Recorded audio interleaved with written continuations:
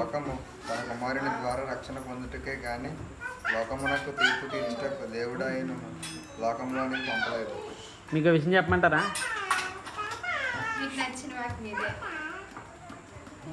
నాకు నచ్చిన వాక్యం ఇదే. అక్కడ స్టార్ మార్క్ పెట్టాను చూడండి, ఇక్కడ స్టార్ మార్క్ పెట్టాను. ఒకసారి చూడండి, నమ్మకపోతే ఒకసారి చూపిస్తాను. అది క్లాప్స్ ఎవరా? అది మంచిది. చెప్పు, ఎందుకు నచ్చింది ఈ వాక్యం? నాకు నచ్చింది. నాకు ఎందుకు అన్నది నేను చెప్తాను. మరి నీకు ఎందుకు నచ్చిందో చెప్పాలి. మోజెస్ సెలెక్ట్ చేసుకున్న వాక్యం ఏంటో తెలుసా? ఎక్స్ప్లెయిన్ చేయడానికి నాకు నచ్చిన వాక్యాన్ని సెలెక్ట్ చేసుకున్నాను.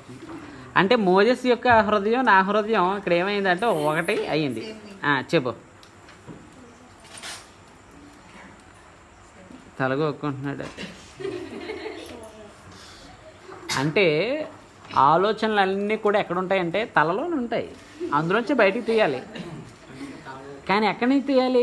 తల బయట నుంచి తీస్తున్నాడు. ప్రాబ్లం ఏంటంటే తల లోపల నుంచి తీయాలి. మోజెస్ తల లోపల నుంచి తీయమ్మా బయటికి. ఎందుకు నచ్చింది? ఏదో ర్యాండమ్గా తగిలింది కదా అని దేవుని వాక్యం ఆ మాట పట్టుకున్నా కానీ నిజంగా నీకు నచ్చిందో లేదో చెప్పు. మనసు చెప్పు నాయన. లోకము తన కుమారుని ద్వారా రక్షణ పొందుటకే గాని లోకమునకు తీర్పు తీర్చుటకు దేవుడు ఆయనను లోకంలోనికి పంపలేదు. అబ్బా, ఎంత మంచి మాట అండి. ఇక్కడ ఏంటో తెలుసా? లోకం అంతా కూడా పాపంతో నిండి ఉంటే తన కుమారుడైన యేసుక్రీస్తు ద్వారా రక్షణ పొందడానికే లోకానికి పంపించాడు. కానీ అందరూ పాపంతో నిండి ఉన్నారు, వీళ్ళందరినీ తీర్పు తీర్చి నరకలో తోసేయాలి అనే ఆలోచన దేవునికి లేదు. బాబ్బా, ఎంత మంచి మాట. దీని గురించి ఎక్స్ప్లెయిన్ చేయబోయినా సరే మంచి మాట చెప్పాడు.